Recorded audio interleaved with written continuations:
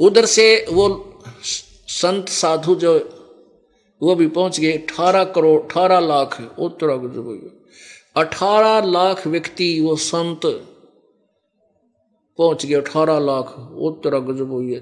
पुण्यात्माओं अपना बारात आती है ब्याह में 70-80 आदमी होते हैं और 3 दिन पहले कढ़ाई चढ़ जाती है, 3 दिन पहले।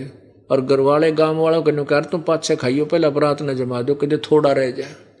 और वो 18 लाख और एक झोपड़ी में रहने वाले एक व्यक्ति के साथ ऐसा जो अनर्थ किया उन लोगों ने, जुल्म किया।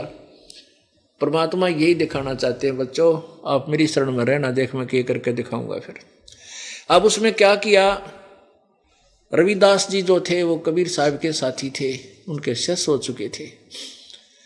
ज़्यादातर वो दोनों निकट रहते थे क्योंकि और पंडितां और धार्मिक लोगों से उनकी राशि मिला नहीं करती, विचार विपरीत थे।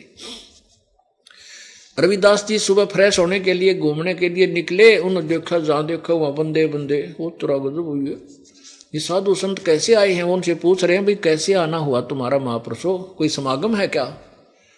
तो वो पूछते हैं कि काशी वालों तुम कौन सी दुनिया में रहते हो, तुम्हें नहीं मालूम।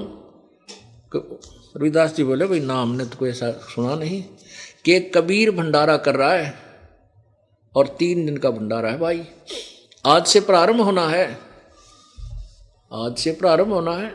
कौन कबीर, कि वो नीरूपुत्र, नीरूपुत्र न्योकनते। अब रविदास जी तो स्तब्ध रह गए, तेरा गजब होइयो, गुरु जी ने मेरा जिक्र भी नहीं कर रखा, कोई बात होती तो चर्चा चाला हो। तो उसने पूछा भाई तुम्हारे, वो जान गया कोई जालसाजी है किसी ने कम्या की, झूठी चिट्ठी पाऊंगी है।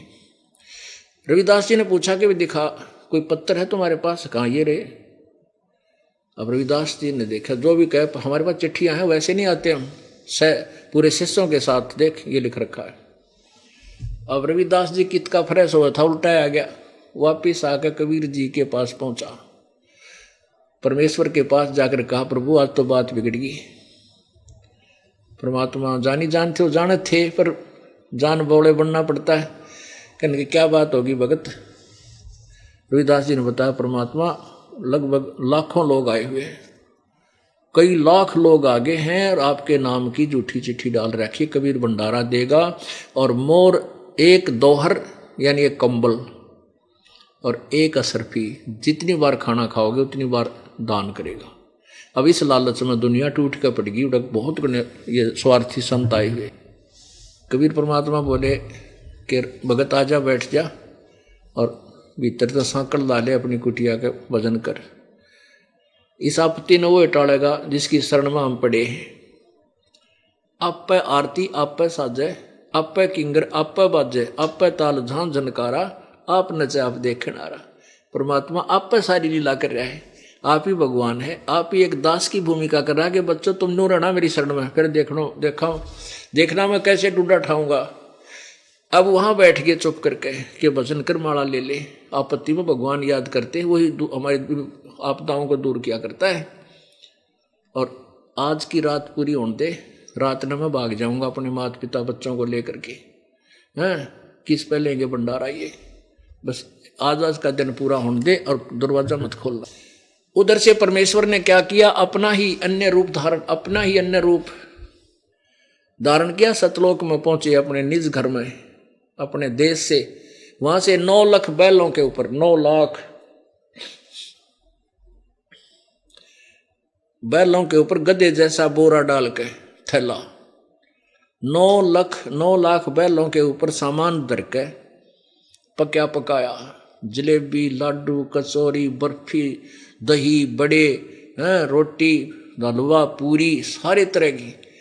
और साथ में वहीं से कुछ आत्माएं लेकर आए उनके साथ।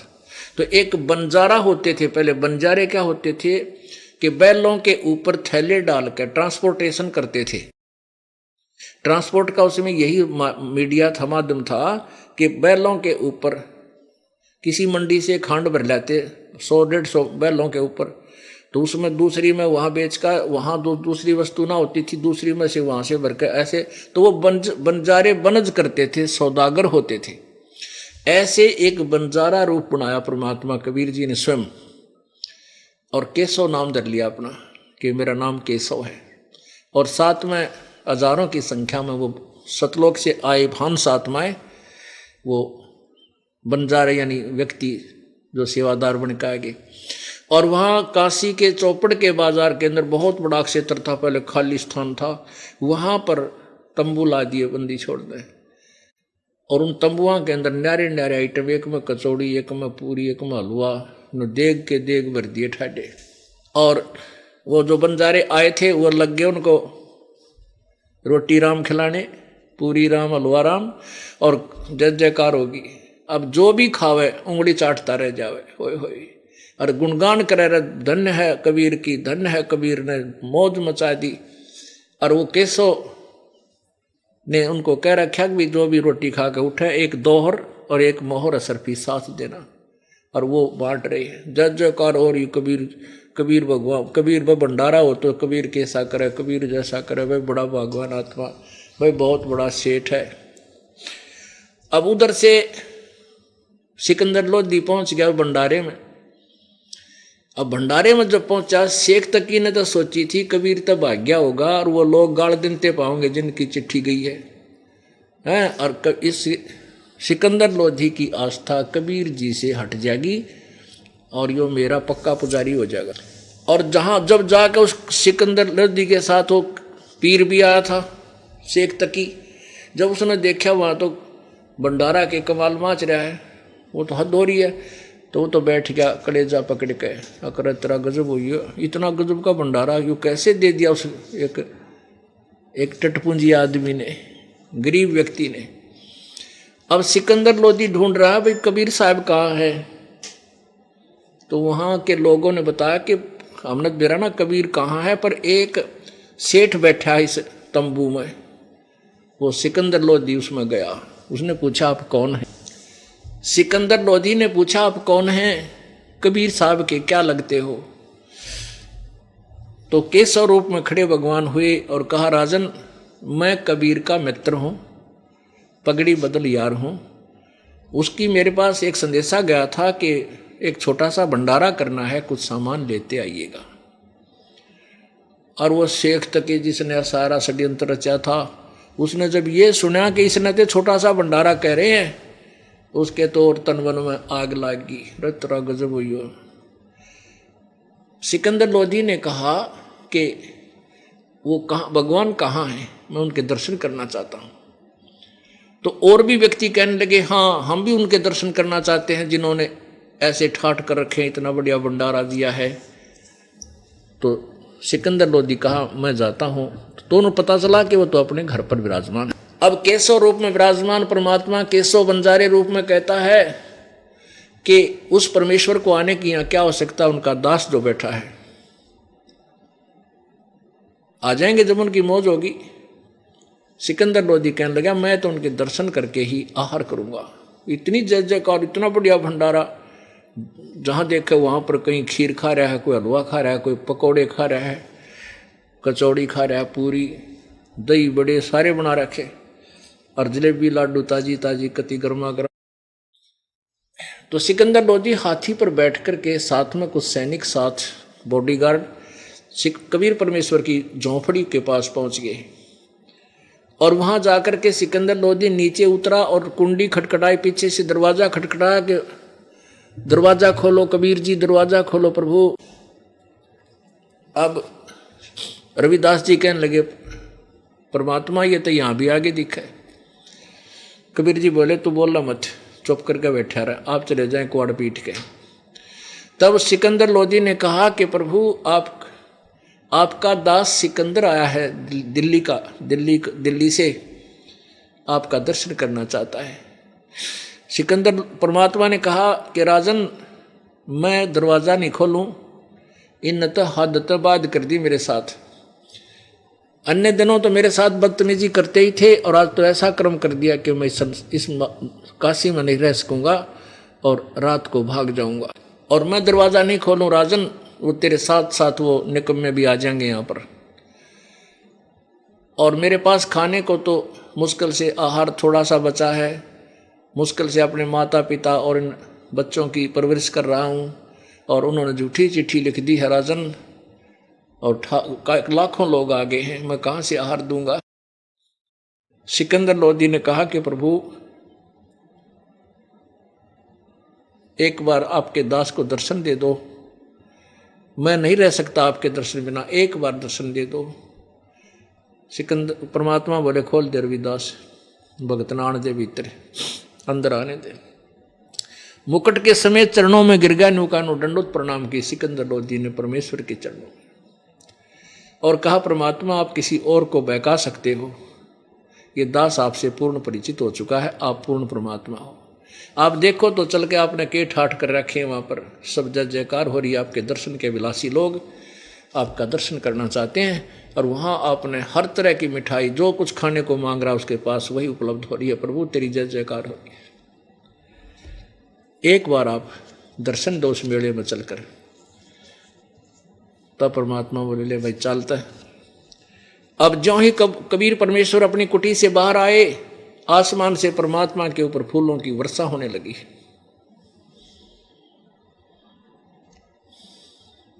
सिकंदर लोधी ने अपने जो हाथी की अंबारी होती है, रूम होता हाथी के ऊपर, बहुत सुंदर होता था, उसके चारों पल्ले ऊपर न उठवा दिए, खाली अंबारी रहेगी, ऊपर छत जैसे छतरी सी होती है ओखा टाइप,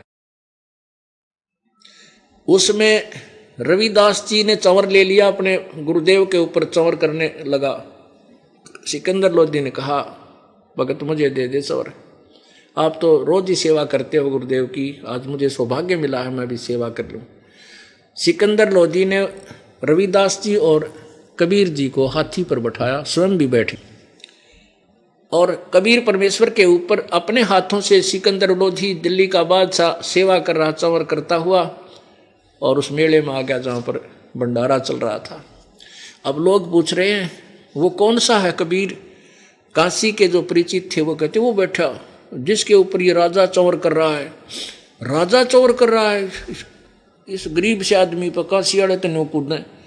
और जो पुण्य आत्मा थी वो कहे भाई तो इससे भी ज़्यादा पूजा करने योग्य है जिसने ऐसे भंडारे ला दिए, ये भगवान बिना नहीं हो सकते ये काम। तो कुछ पुण्यात्मा थे उनमें साधु संतों में, वो कहते थे तो भगवान से भाई ऐसे भंडारे हुआ करेंगे, गिरी तुम बताओ इसके खान नवी दाने को ना यहाँ ठाठ कर रखे।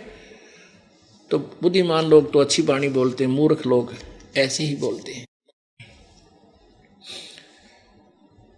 अब पूरी उस मेले में का घूम के और फिर उस तंबू में पहुंच गए जहां पर केशव रूप में बंजारा बैठा था। वहाँ परमात्मा के पहुंचते ही अपने आप एक तख्त सतलोक से आकर विराजमान हुआ, उसके ऊपर सुंदर गद्दे सफ़ेद टाइप के, सुंदर चादर चारों तरफ से लटकती हुई बिछ गई, और परमात्मा विराजमान हुए कबीर जी। सिकंदर लोधी अलग बैठ के और तंबू को उठा दिया, वहाँ से साइडों से हटाकर ऊपर की छत रख ली, सीलिंग। तो वहाँ कबीर जी, कबीर परमेश्वर जो जुलाहा रूप में, और दूसरा रूप उन्हीं का डबल रोल केशव रूप में, वहां बैठ करके कहते हैं 12 घंटे तक गोष्ठी चली, 12 घंटे सत्संग किया उस परम पिता ने कि ताकि अंधे लोग समझ ले मुझे केशव प्रसन्न करता है कि कबीर तू इसे गंदे लोक में क्यों आया, तो इनका भला चाहता, ये तेरा बुरा करते हैं। कबीर परमात्मा कहते केशव तू नहीं जानता ये मेरे बच्चे हैं। आज कोई हिंदू बना है, मुसलमान बना है, तो कोई कुछ भी बना है, ये मेरे बच्चे हैं। काल ने इनको आपस में विरोध कर रखा है और मैं इनको सद्मार्ग देने आया हूं ताकि ये मुझे पहचान ले। मैं रोवत हूं सृष्टि को, सृष्टि रोवे मोहे, गरीबदास इस वियोग को समझ नहीं सकता कोई।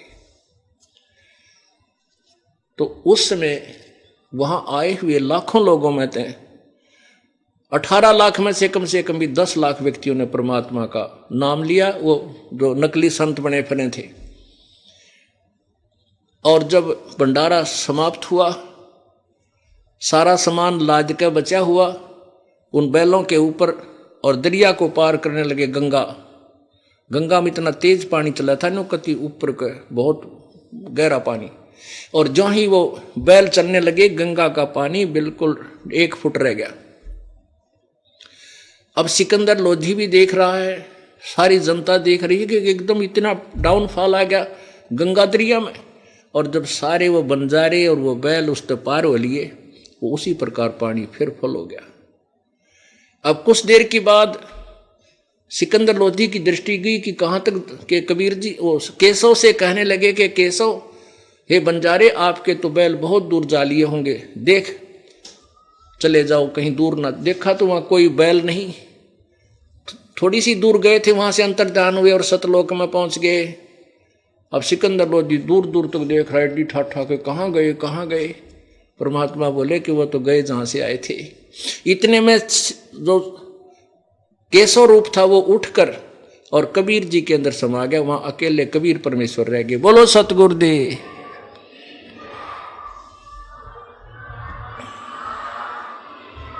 सत साहिब। जब सिकंदर लोधी ने पैर पकड़ दिए, परमात्मा आज मेरी कति चौंध टूट गई, आप सचमुच भगवान हो। पुण्यात्माओं, परमात्मा हमें उदाहरण देकर समझा के गए हैं कि साईं इतना दीजिए जिसमें कुटुंब समावे, हम भी भूखे ना रहे, अतिथि ना भूखा जावे। अब 18 लाख अतिथि आगे 3 दिन के खागड़े और 3 दिन छका दिए परमात्मा ने।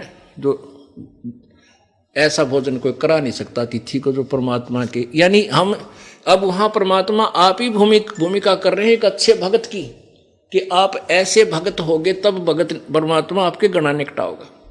हम चाहते हैं स्वयं धनवान बनना और घनी माया जोड़ जाड़ कर आँखों कदे कल ना पावे। कहते मेरी शरण में आकर तू भूल जाए इन बात नहीं। कहते कल पे कारण कौन है, कर सेवा निकाम, और फल इच्छा मन इच्छा फल देऊंगा जो पड़े मेरे ते काम। कि तेरी कल्पना से क्या बनेगा नालायक, तो निष्काम भक्त कर सेवा मेरी, कर भक्ति साधना करता रहे, और जब धनी का काम पड़ेगा ना, जब देखिए तेरे आगे क्यों कर खड़ा पाऊं। तो यहां धनी का काम था जो परमात्मा के ऊपर आपत्ति आई, वहां परमात्मा पे आपत्ति नहीं, एक भक्त पे आपत्ति आई, कबीर पे। अब मालिक स्वयं भूमिका कर रहे थे एक अच्छे भक्त की, कि तुम इसे अच्छे भक्त बनोगे, मालिक पर पूरा विश्वास रखोगे, सच्ची श्रद्धा से भक्ति करोगे, और घनी माया के पाछे ना भागोगे, या माया तुम्हारे पीछे भागेगी। फिर तो पुण्यात्माओं, कुछ दिनों के बाद आपको ये ज्ञान हो जाएगा कि मांगू, और मालिक फिर मांगने की जरूरत ना पड़े, आप पर ठाठ करें पाओगा। तो ऐसे हमारी रहनी और करनी होगी, तब परमात्मा आपके कल्याण करेगा। बोलो सतगुरुदेव। सत साहिब।